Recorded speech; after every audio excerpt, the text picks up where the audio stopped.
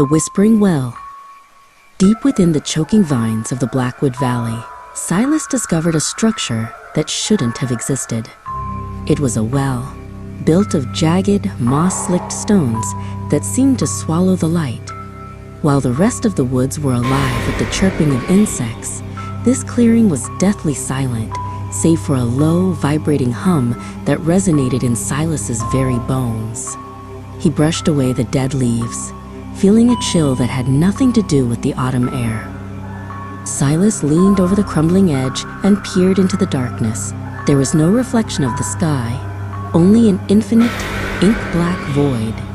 Then, the sound began, a faint, melodic trill that sounded like a dozen voices humming in perfect, haunting harmony. It was beautiful and terrifying, a siren song rising from the bowels of the earth.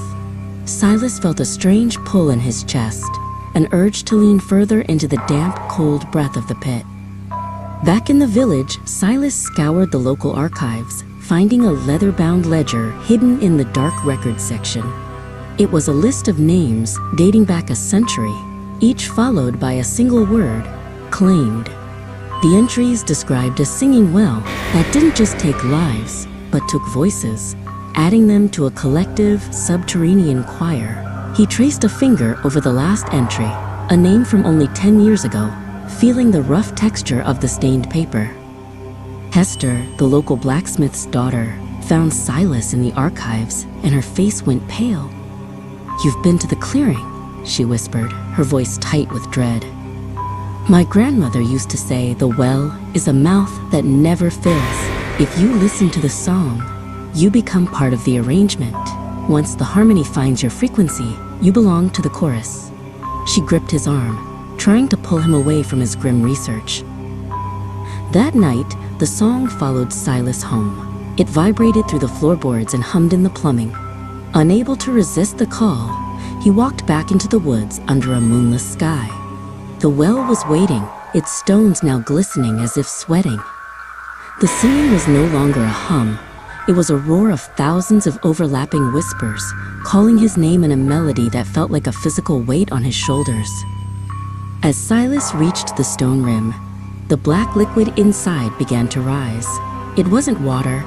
It was a thick, tar-like substance that moved with a mind of its own. A face began to form in the rising tide.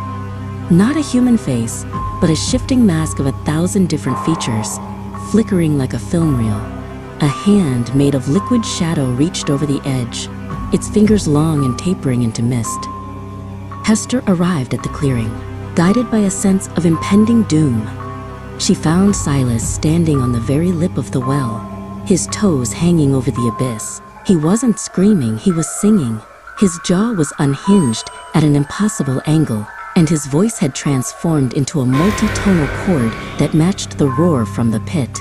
His eyes were wide and vacant, reflecting the churning black void. The entity, known as the chorus, fully emerged. It was a towering column of shifting faces and reaching limbs, all bound together by the black, viscous fluid. It had no eyes, only mouths, hundreds of them, all moving in synchronization with Silas's song. The air around them grew heavy and cold, the sound so loud it caused the very trees to tremble and shed their dead leaves. Silas didn't struggle as the chorus wrapped its liquid arms around him.